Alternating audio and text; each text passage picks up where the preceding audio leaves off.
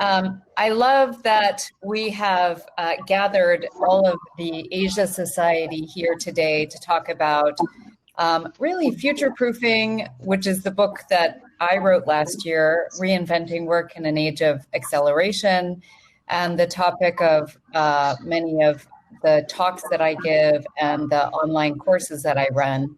And it's so lovely to be here and have this group of Asia 21 young leaders. I was in 2006, so I'm not that young anymore, but certainly Roshan and Rupam are.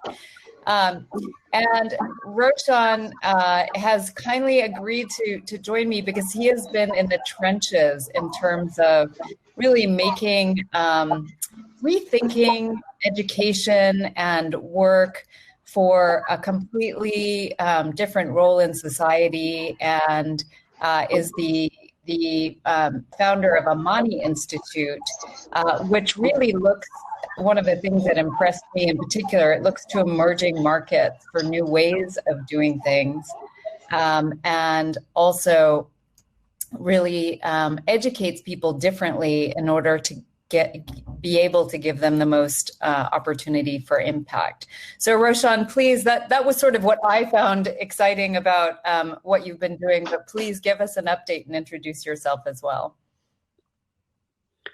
Great, thanks, Diana, and thanks everyone for joining. I know it's people are in very different time zones. Tom is threatening to stay up all night to stay with us, and you know, I'm just honored to be here. And thanks again to Asia Society for the invitation. For the last 10 years, I've been leading an organization called Amani Institute. Helps people to find meaningful careers and to build their skills in order to do so. We work all around the world, in Africa, in Nairobi, in Brazil, out of Sao Paulo, and in India, out of Bangalore, which is where I'm normally based. But at the moment, I'm actually on the west coast of the US for a few weeks. So it's about 9:30 p.m. here tonight for me.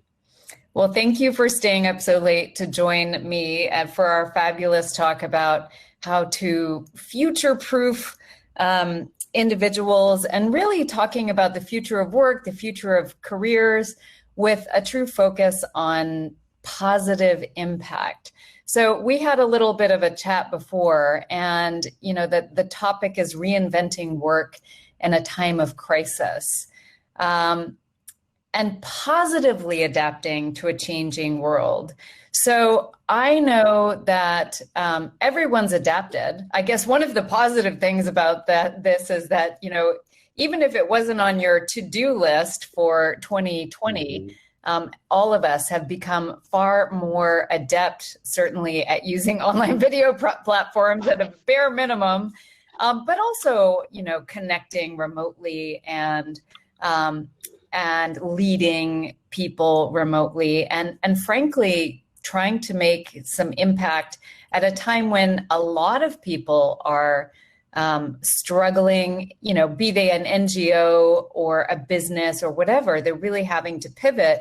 And I wanted to start out just, you know, asking you a little bit about your business and how did you manage to pivot, or did you? Mm-hmm. Sure. So it was March, I think. I remember it very clearly when the government of Brazil actually shut lockdown, and we realized that we couldn't ignore this anymore. It was going to dramatically change our year because we were about to launch a big program in Brazil.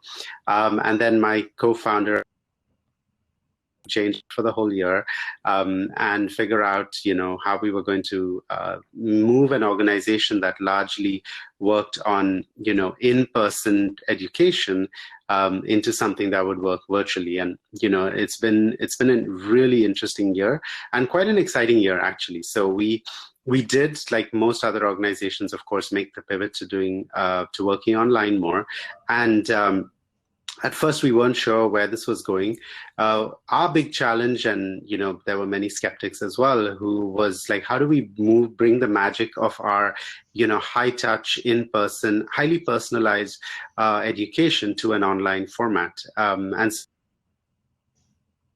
to doing more online programs, we said it's actually not about the technology. So we're not going to spend too much, additional investment in technology, but really rethink the pedagogy of it and see how do we move, much more, bring the magic of what we do in person online in terms of more personalized, smaller groups, that kind of thing. And that's turned out to work pretty well.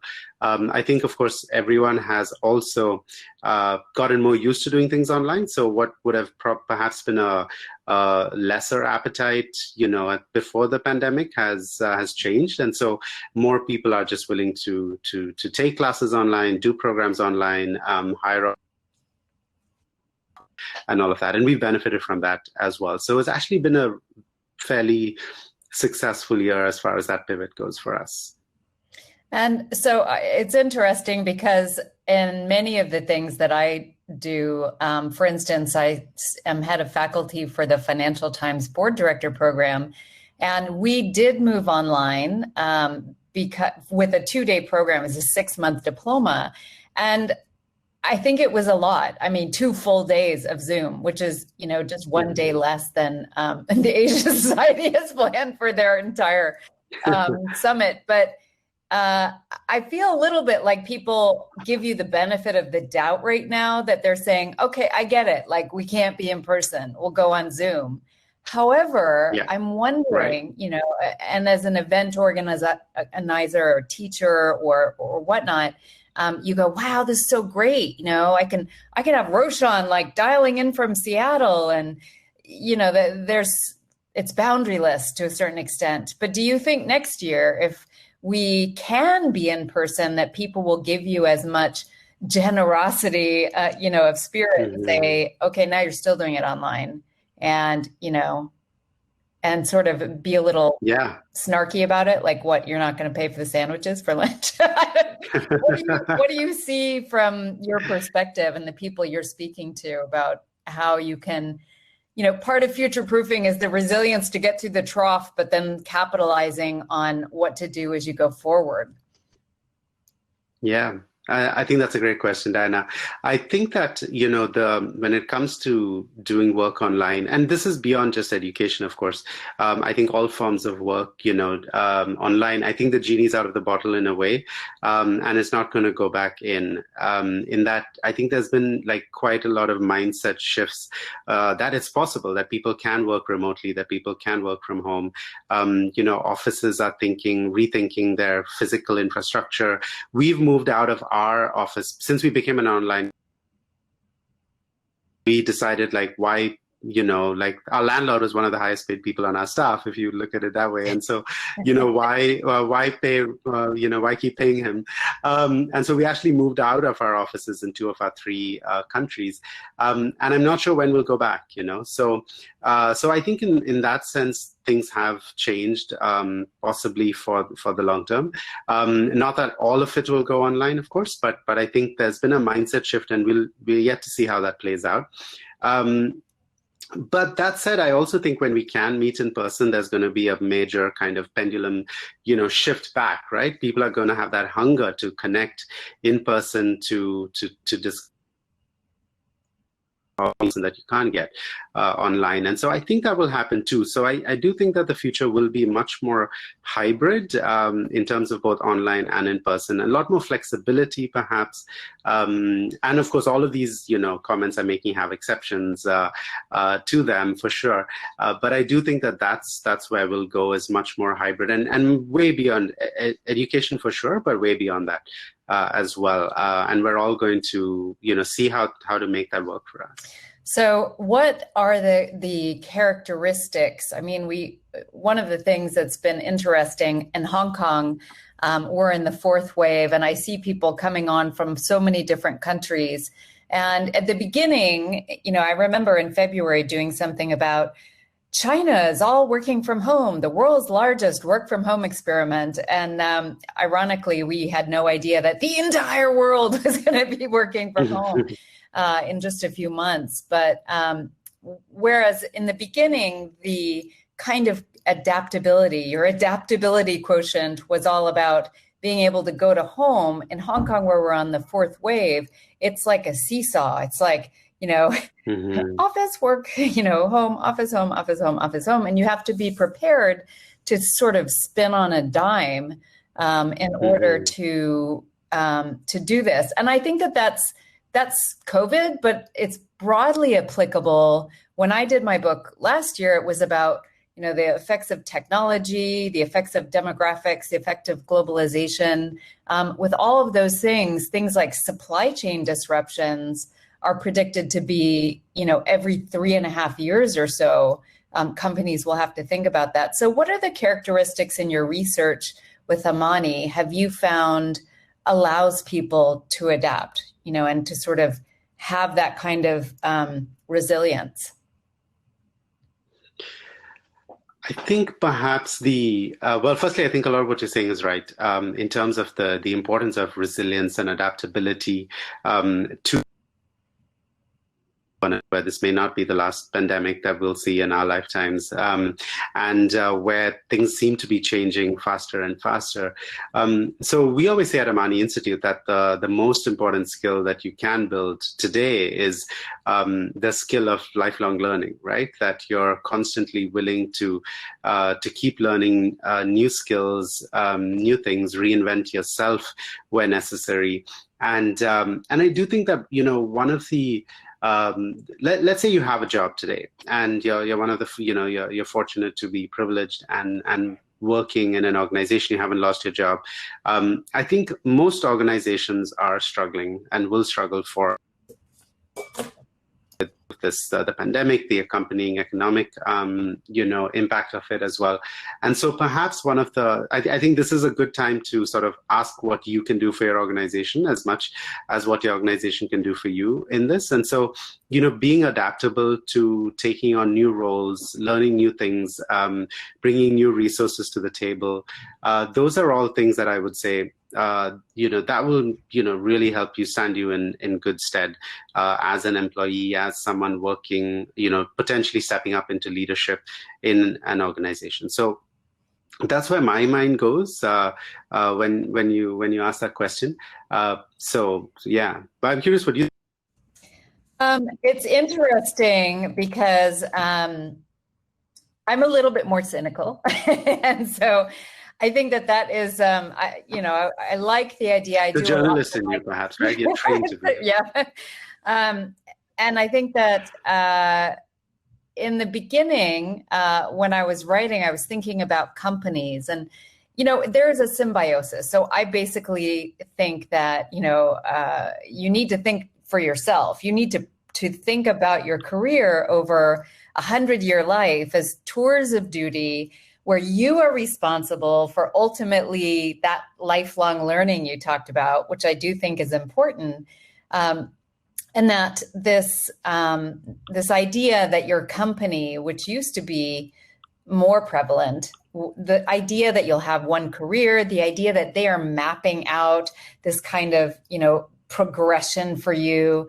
I really don't think that you can count on that. And I think that I think it because Standard & Poor's companies have gone from a lifespan of 60 years to a lifespan of predicted to be about 12 years in 2037, right? So your company's not going to save you. They're looking to you to save them. So yes, you have to think about what you can do to help your company, especially now. And managers especially, I think, need to have that, to unlock that potential, as opposed to, when we're afraid, we kind of go into command and control. But I really think that people need to start thinking about, what is it that I can do in this, what is it I can do to contribute in this company or outside of it, really starting to reflect and have a good sense of your values and how you want to express them in your work. So not super different, but you're talking about, number one, think what you can do for your company. I think if you have a job and it's quite stable, then that's beautiful and that's great. And I hope that the company is set up to, maximize that. But they're not, it's not so great to rely on your company all the time, because through no fault of their own, they may not. So I don't know. Save yourself. That's basically what I'm saying. Like, I don't think save yourself. I don't think we disagree necessarily. I guess what I was saying is one way to save yourself is by making yourself more valuable in Yes, your organization, right? that's right. By learning new things or being able to provide greater capacity and so on. And of course, I'm thinking about it from the perspective of an employer, since that's what I am. Are the ones who are willing and able to learn new things, that take on new roles, and so on. So maybe I have a skewed perspective on it, since I'm on the side of the employer side of the table. Yeah. So a related question, I think, is pretty important because it's similar to what we're talking about, and it is about the boundaries between work and personal life, because that is something. You know, in the book, I talk about reinvention, which you also talked about, and developing the muscle for experimenting, which companies also need for you to do. And then also focus. And it's interesting because the World Economic Forum, they always have the top 10 future skills, and it doesn't really change that much. But this year, self-management is on it. And that is, I think, really important. How do you make sure that you, in particular in COVID, don't spend every single waking moment at your computer? When is enough enough? If you're going to say, I'm going to do anything I can for my company, when do you stop and say, okay, now I need to do something to restore myself? Yeah, again, I would say two things. Firstly, that I'm a terrible person to ask this question me too. as a social entrepreneur. I've never understood the concept of work-life tied to who I am and my identity. So I always prefer to think of it as work-life integration. So it's not like two things that are separate from each other, but two things that you've got to connect and bring in. And we know that, things like taking time for yourself, to renew yourself, to recharge, to invest in your relationships with family, with friends, and so on. These all make you more productive in the long run as well. So I think what I would say, with the caveat that as a social entrepreneur and as someone who also I don't have kids, so I don't have to deal with that challenge as well. But I see it amongst my staff and so on. I think it's important.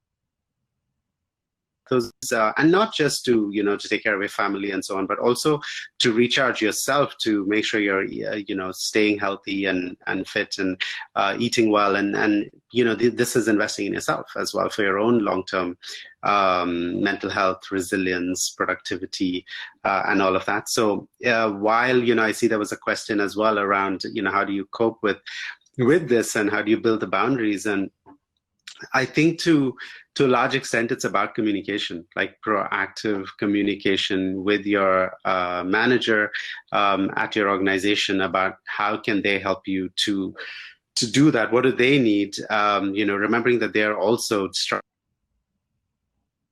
how are they doing it? What do they need? And how can they help you prioritize and set those boundaries as well? And I think most organizations, I hope at least most organizations are having that conversation with their staff about how to do that.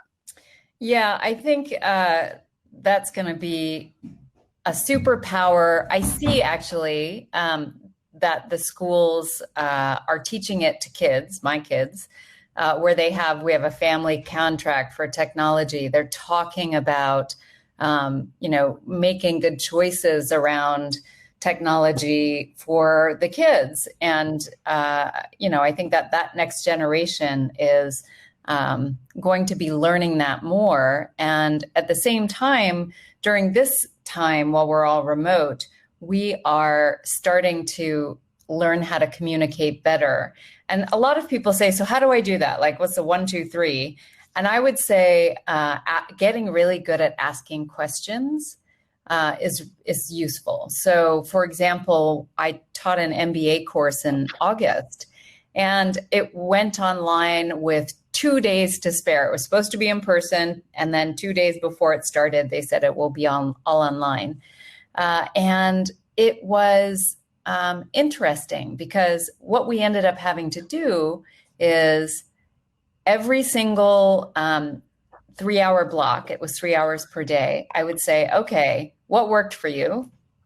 What didn't? And what more do you want to see, or less do you want to see? And they said, now that it's all online, can you summarize what we just learned at the end of 3 hours? Usually I might do that, picking out people's comments, et cetera, but truly that the over communication of here's what, here's the agenda, here's how it's going to block out, so that they could manage their own energy, but also remember what it was as we'd taken our rabbit trails in different places. I don't know why, but just being on Zoom for that particular one, they just felt like it was much more important to reiterate. And of course, also to connect, to like, even just taking time. We did meditation, but I just did something where I had everybody go in, broke them one-on-one, say their name, talk about, what they were excited about in that day, and then say thank you and come back. And that the energy in the room just, completely changes than if you're dialing onto a Zoom and your camera's off and, you're kind of like passing the time, playing Candy Crush on your phone or whatever. But what about companies, right? I've been working with a lot of companies. Some of them, they were like so not ready. They were cutting paper invoices and checks to pay for bills, and they were really surprised. And other companies who've come to me are already progressive and are trying to amp up their virtual collaboration and needing sort of an outside facilitator and really capitalizing on the disruption. What are you seeing? So firstly, we work more with nonprofits and social enterprises than traditional companies. So, I think what I'm seeing over there is, and maybe it's, with those kinds of organizations, a strong sense of purpose, a strong sense of, making sure that what you're doing is fit for, what the world needs right now. I think what I've seen is really a huge internal kind of soul searching about what's our role with regard to this crisis that's happening. So of course, if you're working in healthcare, it's all livelihoods, or emergency relief, humanitarian relief, then in many ways your options are a lot clearer. But what's an education organization or a renewable energy organization? What did they start to do in this world? How did they stay relevant? How did they compete for funding that seems to be going a lot more to obviously the need of the hour, and things like that. So I think there's been this soul searching about how do we pivot to be relevant today? How do we make the case for not just today but also tomorrow in this sort of post-COVID or new normal or whatever word one is using. How do you make the case for relevance in that, and making sure that you're starting to think about getting ready for that piece, right? While also taking care of basic needs. That you're able to take care of your staff and so on. So I think apart from the pivots to working online, investing in technology where that's needed, the big question, of course, is like, especially if you don't work in things directly related to COVID, is how do we compete for attention, resources to stay alive at the moment? And so that's the conversation I'm seeing much more in the social sector than and I haven't had as much of a window into the private sector because that's not so much what we do. Yeah, absolutely. And I'm talking about NGOs for sure as well, as they try to navigate, for example, I sit on a nonprofit board and we've talked often about the technology upgrades that would be necessary for us to be cloud-based and resilient. And there's always something else. There's always something that's more needy, right? If you're in a nonprofit in particular, you're like, oh, that's going to take money and we could, help somebody. So that kind of was a difficult transition.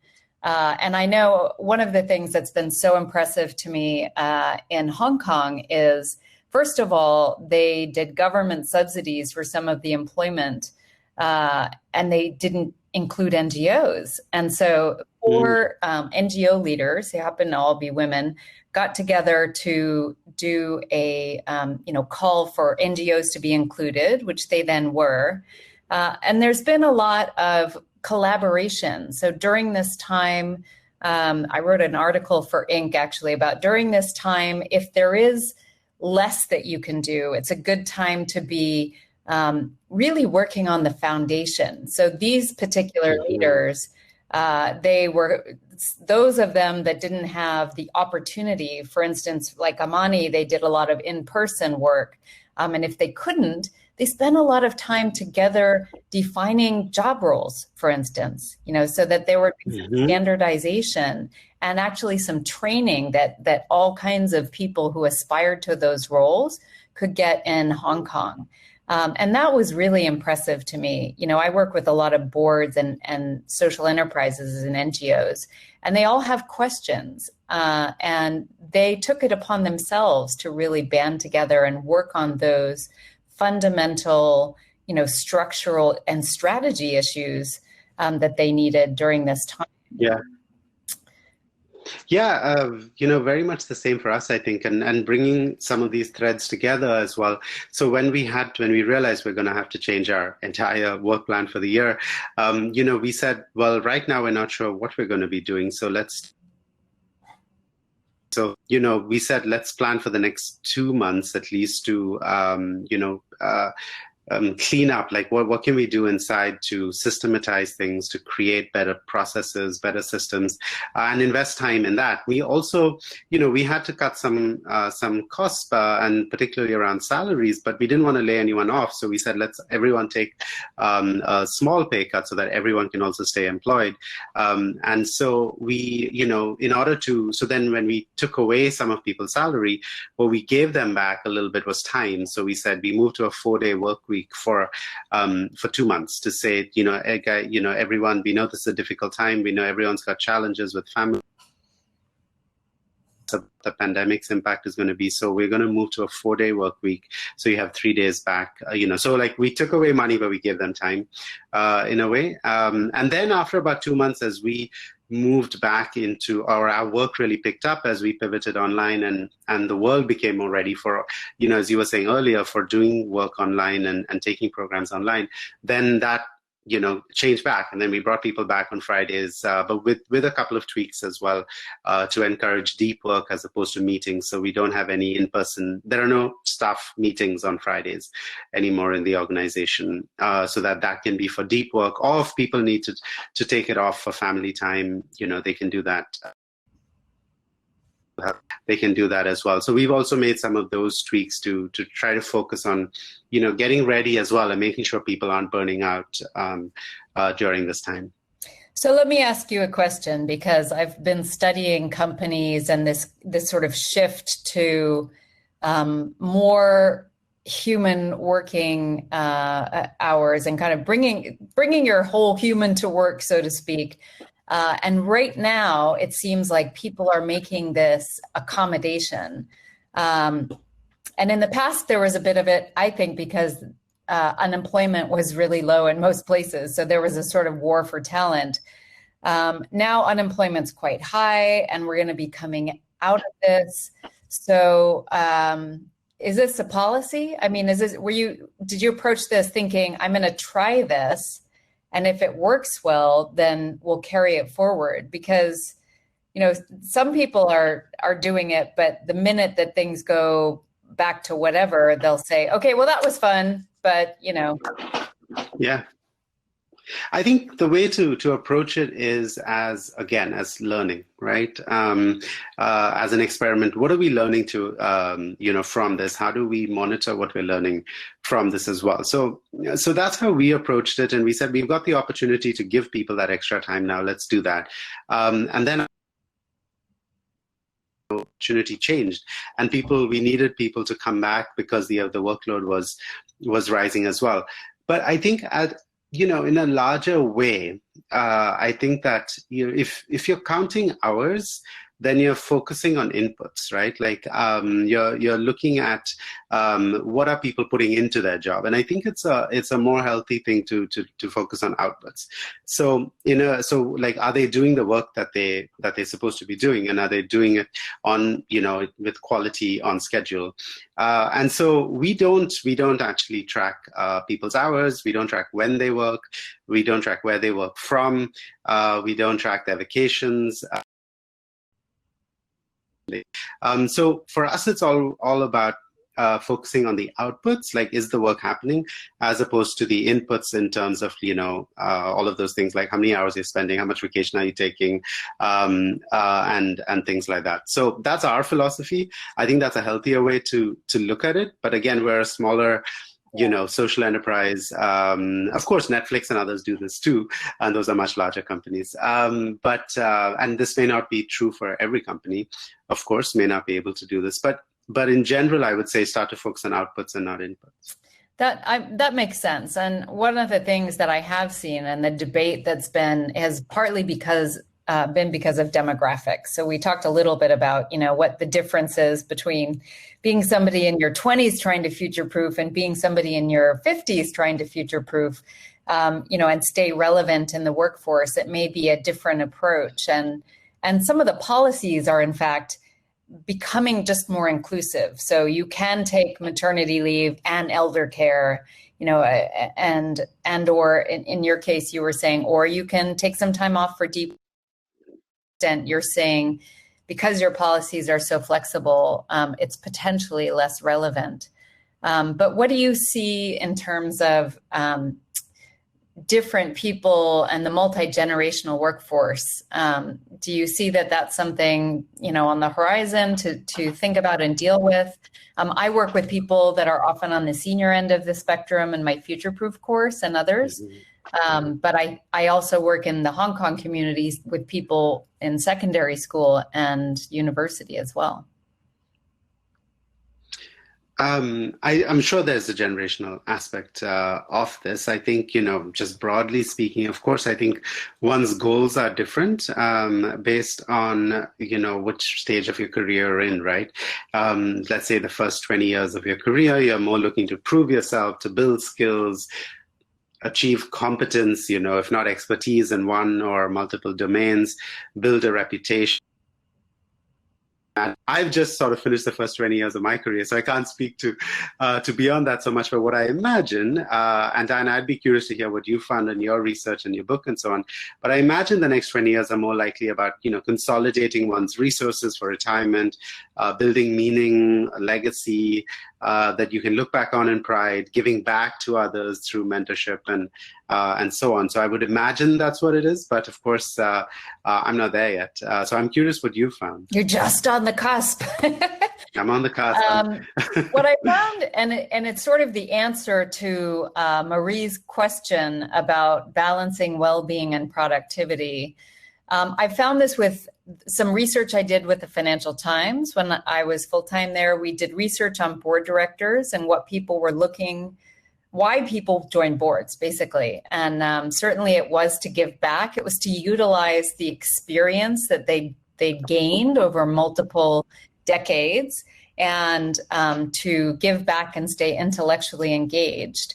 And I would say that when I did my Futureproof book, I interviewed 100 people that seemed like they had shifted into this interesting, second 20 years. And what I thought I would find is something about work-life balance, that they had left these, hard driving corporate careers where they'd proven themselves. And then they decided to do something that allowed them more freedom. And what I found is that they were actually more ambitious and ambitious on their own terms. So they had decided that, for instance, look, I'm the COO of a big bank. I've already done the top 8 of the 10 IPOs that are going to happen. Do I really want to do the next 4? Is it really going to be that much more exciting to me or beneficial? And if the answer is no, then it is, okay, what are my values? And, is it learning? Is it curiosity? Is it building communities? Is it building a better environment? So a lot of deep reflection. And then figuring out really interesting ways to make a contribution. And that is what I found was fascinating, because it was about just not settling for what you'd been given, because we know it's completely changed from when I went to school. I was like, great, I get a good MBA and then I'll work for this long in a company and retire. And now, I think I'll definitely be working for until I'm in my probably late 70s, or as long as I'm healthy. I don't see any reason to retire. And that is different. And like you, I love my work, and I do have autonomy, and I do get to pick what I can spend my time mastering. And I do get to live my values. So that makes the well-being better. And I do integrate them. So it's nice to be able to be myself and go speak in a school and bring my daughter and, have her be exposed to other people who are doing what they're passionate about. So I would say that the difference is now that they build career capital and financial capital, and they have a lot longer to really build something. It's almost like, if you retire at 65 and you're going to live to 100, you could start another Amani Institute, or you could, write the book, or all the things that you wanted to do that you felt like you didn't have time for. For sure. I think your point about also, sorry, go ahead. What was that? I said that's what you have to look forward to. Yeah. I think your point about, that we're going to be living and working and productive much longer change how we think about something like retirement, right? And of course, that means we can be productive so much longer, but also what are the options on the other side, right? And I think, one thing that I'm going to do is actually going to take, I'm actually going to transition out of my role soon, and I'm going to take a sabbatical for like a year. I saw a TED talk once where the person said, why do we wait until we're 65 to do all the things that we're passionate about and travel and so on when we're older and have less energy and all of that, right? Why not take a retirement year? So this TED talk was talking about taking retirement years, splitting up your retirement and taking some of your retirement years. So I'm going to try to put that into practice, actually, take a retirement year early while I transition, and then think about what I'm going to do next as well. Because I do, like you, see that I'll be working, no plans to retire, or not. I'm not working towards retirement as perhaps my parents' generation did, because this has, I think, fundamentally changed. That is very true. And I do believe, having taken the last year as a very flexible year to take care of my parents, that those years are important. And so looking at life with a much longer timeline, the opportunity is to really say, you know what, it doesn't have to all happen now. All these ideas I have don't all have to happen now. We have this crunch where, everybody in their, say, late 20s and early 30s oftentimes feels like, I have to get married and have a family, and this is the time I make partner because otherwise I can't, or I got to build my business. But the reality is that that's changing. I really believe that. I will say my husband does not believe that, so we have difference of opinion. But I do think, for me, that's helpful. Thinking about, okay, maybe I can't write my second book this year. Maybe I didn't do it, but I can do it a year later or a year later, and it may be richer because of the people like you that I've met along the way. And it does kind of give you a better sense that you can do many things as you said, decelerating in addition to accelerating. To take care of yourself. Or decelerating in order to accelerate even. Yeah, later. Absolutely. You have to go down in order to go up the next higher hill. That's right. Yeah. Penny talked about, she has a question. Hi, Penny. What are the 5 jobs bound to disappear by 2025? And what types of jobs will be surprising, resilient, and increase in value? Well, I think that there's a lot of debate over what jobs will disappear. I don't believe in jobs disappearing as much as jobs kind of the skills changing. So all the skills that make up a job, the job may change. So for example, one of the jobs that they say has disappeared is an elevator operator. And that, I suppose, is the guy who asks you your floor and takes you there. But I also know the CEO for Otis Elevator, which is, hundreds of years old. And they have people now who are elevator mechanics who are basically software engineers. So I think a lot of jobs will change, and that we're getting better and better with technology at uncovering the myriad of skills you have and changing it like a mosaic so that, whatever you do today, you can rearrange those skills and understand how they can apply and you can contribute in the future. So that would be my feeling about where we're headed. Roshan, what do you think? I think that's a really interesting point you just made about how it's not the jobs that will disappear, but the jobs will evolve. And as you were talking about an elevator operator, the job that came to my mind was so I have used from time to time an artificial intelligence assistant to do scheduling for me. And I think it's not that like assistants will disappear, but like as more things get automated.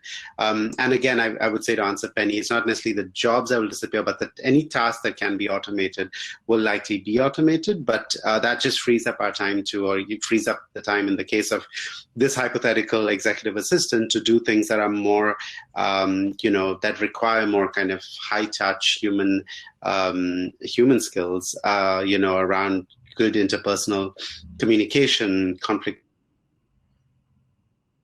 leadership, even that those tasks I think will be resilient, even increase in value, because that's what's going to be not so easily automated.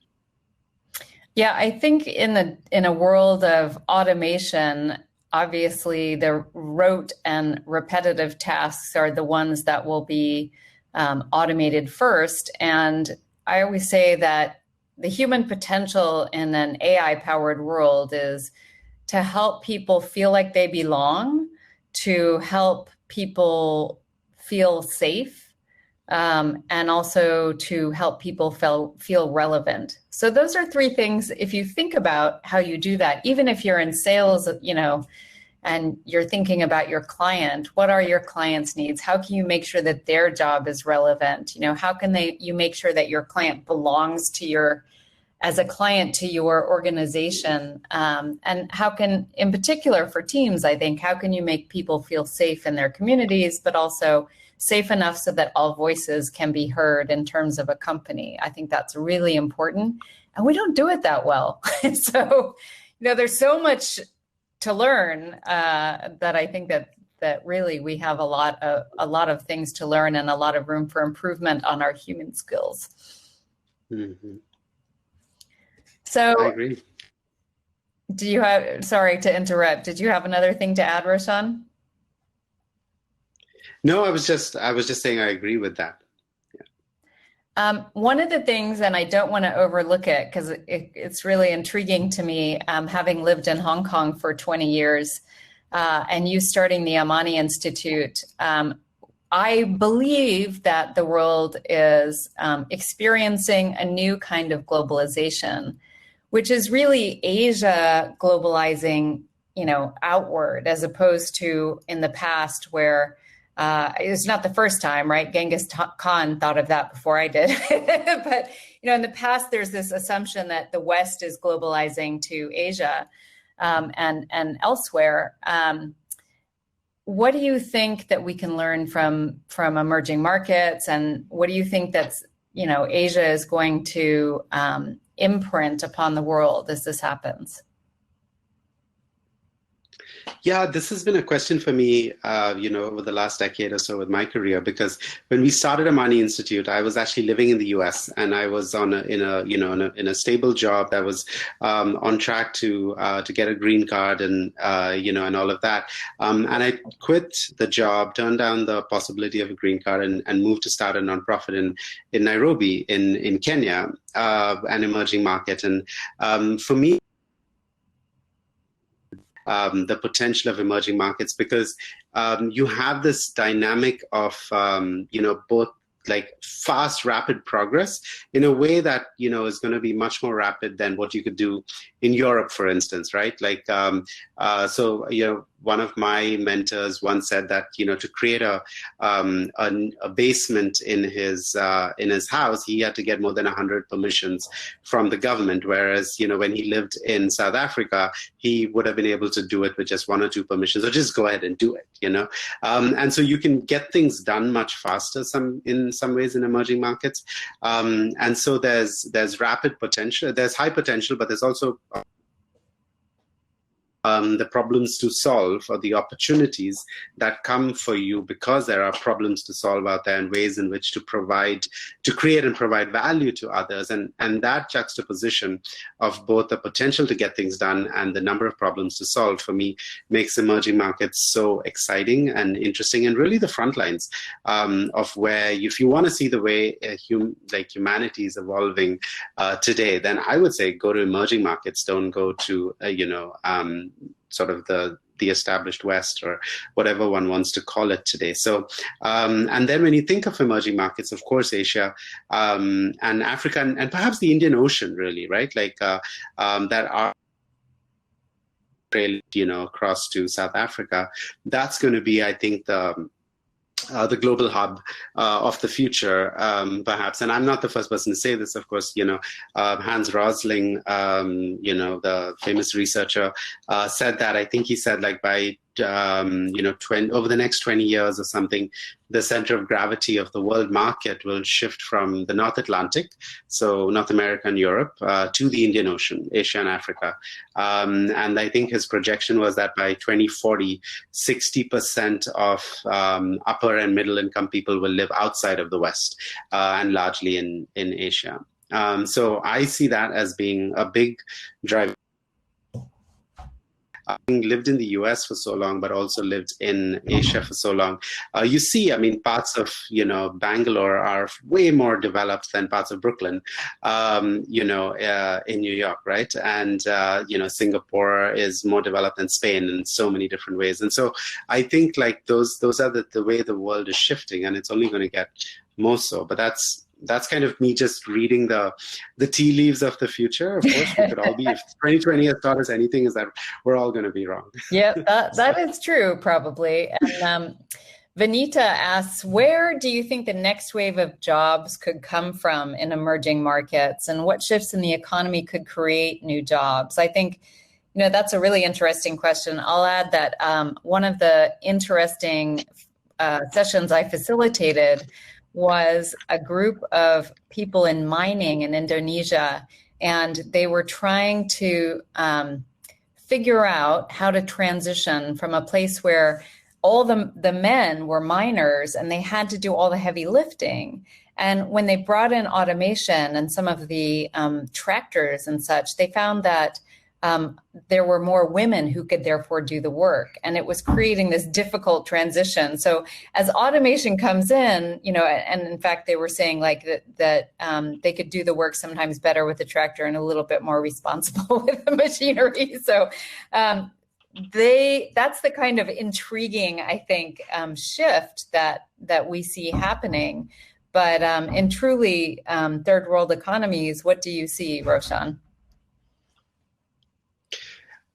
This is, again, looking at it with my lens, of course, but I think one of the big interesting opportunities in emerging markets is going to be the intersection of profit and purpose, and that's going to be a big source of innovation and a big source of opportunity. Because, you know, when we started Amani Institute, people would have often thought that, well, it's actually only privileged elites who can afford to think about careers and social impact,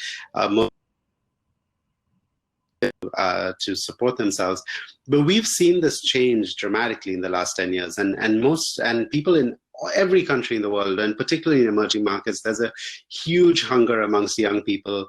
You know, millennials in particular get a lot of credit for this, but I think it's even beyond millennials too, that they don't want to choose between making a living and making a difference, right? And so I think they will put pressure on their companies, on their organizations to be more purpose-driven. I think the role of the private sector in solving problems, rather than leaving it to civil society, particularly in a lot of countries where civil society is increasingly under restriction, increase more and more. So I would say, like, there's going to be a huge set of jobs, you know, and opportunities coming from that intersection of purpose and profit. Well, that is a fantastic way. We have about a couple of minutes left, and I would say that as somebody who works with NGOs, but also a little bit skewed towards the corporate side, and then speaking with you, Roshan, about the Amani Institute's work and other, I think that there is an intersection. So I fly all over the world talking to boards about, you know, the shift to stakeholder capitalism and governance, and work with the Shared Value Project in Hong Kong, teaching very large corporates that, you know, the biggest problems we have to solve are things that are worthy of their assets and their focus and can also be profitable. So that's, I think, the best way to future-proof is to really focus on the purpose and the big problems, and really focus your career and your business there. So thank you so much for joining me. Thanks for staying up super late in Seattle. And I'll see you next, I suppose, in the Indian Ocean Circle somewhere. Indeed, we can have a hopefully face-to-face catch-up, and look forward to that. And look forward to the future sessions with the Asia Society Summit. Thanks so much for joining, Roshan. Absolutely. Thanks so much for inviting me. Followed along with this conversation as well. It's a privilege to have you all here. Yeah, absolutely. Thank you for your questions, and thank you for you know, being involved in this conversation. I know that the Asia Society has been such a big part of my life, between the Asia 21 and also the Asia 21 Action Lab, which has launched a number of startups throughout all of Asia. So thank you, and stay tuned for the next session. We'll have it very soon. And I hope that you guys, I hope Tom stayed awake. I hope he's not like face down on the computer, Tom Nagorski. And there will be sessions for the next 2 days. So, you know, get your Red Bull out, or your coffee or your tea, and hopefully we can see each other in another session. Thanks so much, and we'll talk to you soon. Take care. Thank you. Thanks, Diana. Thanks, everyone. Bye-bye.